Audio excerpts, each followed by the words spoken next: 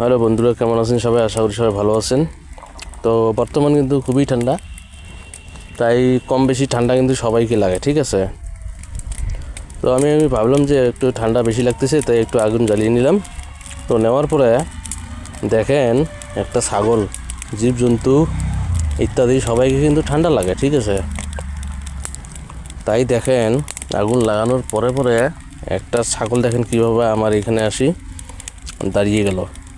দাঁড়িয়ে দেখুন এখন আগুনে একটু হিট নিতেছে, হয়তো ঠান্ডা লাগছে ছাগলটাকে। তাই দেখছেন